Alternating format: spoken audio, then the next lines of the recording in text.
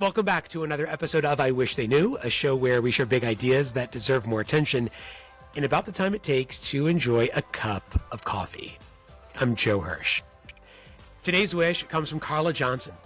Carla is a speaker, author, and innovation architect who has spent 2 decades teaching people how to make innovation everybody's business.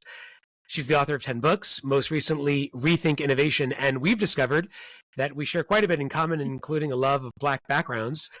Carla, welcome to the show. Hey, thanks for having me, Joe. It's fun to be here. Super fun. So what do you wish more people knew?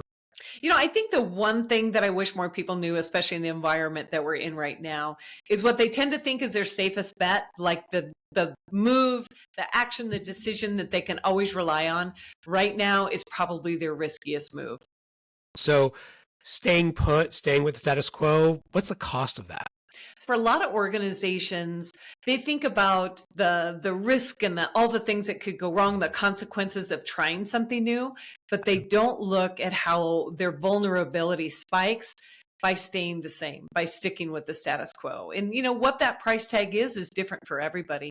But I think in a lot of cases right now, it's customer revenue, it's customer retention, and it's employee morale and employee retention. Yeah, so there's always a cost. Absolutely, absolutely. Yeah, and those costs can really blow up depending on where that pain is happening. Yeah, and sometimes it's financial, and sometimes it shows up in other ways, like morale and retention and customer, life cycle revenue kind of things. So one of the things that's really interesting when you study innovation like you do is that a staggering number of these innovations, they're arriving in slow drips, not sudden bursts. What are companies like that doing to foster this incremental innovation? I think the biggest thing is that they understand innovation isn't like a department or a job title. So one of the interesting statistics that I came across when I was doing research for my book, Rethink Innovation, is that 80% of innovation happens outside of that traditional innovation team, R&D group. And it's things that happen across the rest of the organization. So they understand that innovation isn't just a role or a job title, but more and more, innovation is a mindset. So all the innovation that's happening outside of the regular channels, Sure. Is that just a matter of people bumping up against each other casually and exchanging ideas in a free forum? What's really going on here? I think the 20% that happens in your traditional innovation groups. You have a team that's specifically assigned that as a task. And then you look at the innovation that's happening in the other 80% of the group organization. I mean, one thing is, even if you have an amazing innovation team and they're doing incredible work, they can only do so much. And organizations that make innovation everybody's business for the rest of the 80% of the organization understand that there are so many little incremental choices and decisions and opportunities that they have every single day that need those incremental decisions to be more innovative, to, in that micro moment, not stick with the status quo, but have the skills and knowledge and courage to look at doing something different. And that's just not feasible to look to an innovation team to make and guide all of those little micro decisions. And it's those micro decisions that really, if you think about turning, a ship or, anything, it's all the little things that happen that really turn it and guide that direction. So what can leaders do to encourage this mindset of everyday innovation? I think there's a couple of things that leaders who are successful at this do that I consistently see. And one is to give people time. I mean, if you look at everybody's to-do list, it's overflowing. We're always up against a deadline. We're always up against a priority. There's, we run around with our hair on fire, and you can't be in a state of high focus and intensity and stress and be creative and think innovatively at the same time. So what we need is literal, time on the calendar. And sometimes that time can just be, let's open every one of our meetings with 5 to 10 minutes of talking about what have we seen in the last week that really inspires us? Like, what catches our attention? What's different? What can we learn from? And then the second thing is space. And a lot of times that can be like, what is the physical space that you're in that helps inspire and help support that idea of innovative thinking? So if you think about teams, and we're in that strategy planning for 2025 time of the year right now, a lot of brainstorming, a lot of strategy. These meetings tend to take place in the same physical spaces that employee reviews are done. And you think about, some employee reviews are always amazing, but not everyone is. And you think about the psychological effect of walking into the same space where you've had employee reviews or maybe customer meetings. And it creates a different kind of a dynamic about now you're being told, be innovative, be courageous, try things. And I think we need to look at what is the actual space that we have for people and how can we go to a park? How can we go to a coffee shop? How can we even just go someplace else in the building that takes us out of our day-to-day routine and how we think? Yeah. So changing your physical setting changes your creative setting. Absolutely. Absolutely. Yeah. I mean, you think about you're out on a run or you're out on a walk and all of a sudden a lot of these ideas come to solve problems that you've had all day long. That's a big part of having the time and having a space to really let your mind work on those problems. So we were talking about some brands and organizations that just seem to be different than others. Not only do they innovate and bring out something new, they seem to renew and almost update and refresh their business model. And I'm wondering what they do differently and the kind of culture that they put into place that allows that invention, but also reinvention to happen. I think the big thing that they do that really makes them successful is that they put the customer at the heart of everything that they look at. So, and it's a funny analogy or funny metaphor, but if you look at an organization chart for a company, where's the customer? So what if we redid the entire organization chart and put the customer in the bullseye? Like, how would that start to change some of our decisions? Yeah. But I think they're highly, highly customer focused, customer informed. And so they also look at what's going on in the world and how does our customer and their life and how they shop or how they buy or decisions they make, how's it changing? So one of the examples that you and I talked about was Home Depot. Like it used to be you went to get 2x4s and, 2x8s or whatever to build something. But now you see they have Windex and they have paper towels and they have, a lot of accessory items that we didn't used to think of for Home Depot.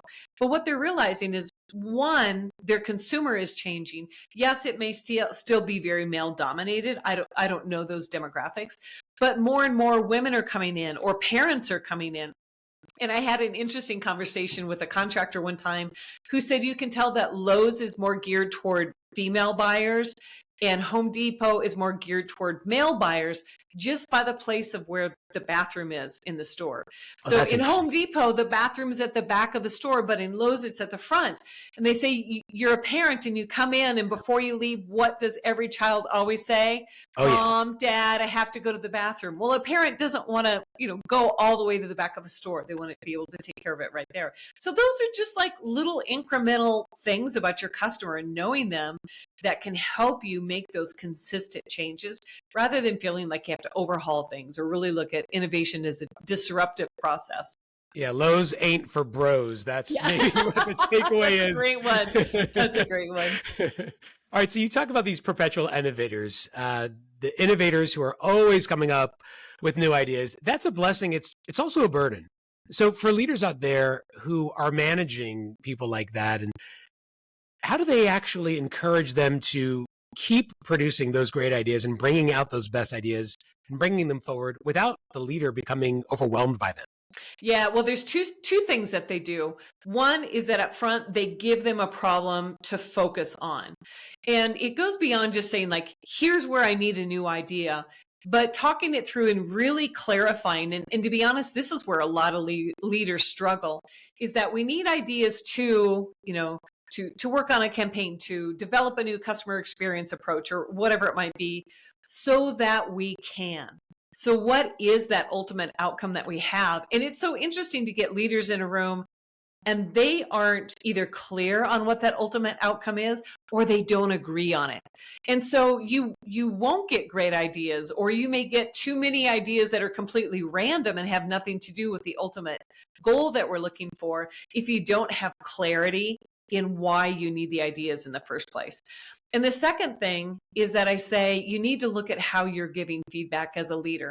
There's two approaches that I use. One is to say when somebody shares an idea with you, is share with them, what did you like about the idea? And in some teams where they struggle to get enough ideas, that's a really big thing to recognize is, I appreciate you have the courage to come share that idea with me or to look at the problem in that way. And then the other thing is what I wish. And that really gives specific guidance and focus for that person, that team member to really expand and clarify and improve that idea. And what I wish is about, what is the idea missing that would help make it better? So if we think about creating an army of perpetual innovators, if you can help them get focused, and then if you as a leader can be more specific in the feedback that you give them for their ideas, you won't have that I just opened a can of worms and the cats are all over the, the place kind of feeling. You'll have a very powerful, focused group of team members. Yeah, so you're keeping the idea going, but also prompting them for a way to refine it. Yeah, absolutely. Mm-hmm. So there are some industries, I'm thinking of financial services and healthcare in particular, where innovation can be viewed as suspect. How do organizations working in those industries create room for innovation when there seem to be so many natural constraints? Yeah, absolutely. And I think one of the things in a highly regulated industry is we have to have a conversation about what does innovation mean to us? Now, they probably aren't going to overhaul things majorly because of the regulations that's part of their industry. But how can they take something that's working really, really well in another industry? So you think like, people love Netflix and there's a lot of consumers in Amazon, but what about, a quirky company and really looking at what is something that company does. And let's look at the patterns of the behavior. Let's not just copy and paste. New York Life is never going to take Johnny Cupcakes and run with that kind of a thing. But what is it that they can learn from the approach that Johnny Cupcakes does? And how can they relate those patterns into that work? Because it's really the patterns that create the engagement. And that's something that you can integrate. You don't have to copy and paste. And I think that's where a lot of people in highly regulated industries have a misconception about what innovative thinking and creative problem solving actually looks like. Okay, yeah, so change your patterns, not your practices. The book is Rethink Innovation, and the author, and she's gotten me to rethink a lot of things, except the background of this studio, is Carla Johnson. Carla, thanks for sharing your wish with us today. Thank you. It was a delight to be here with you, Joe.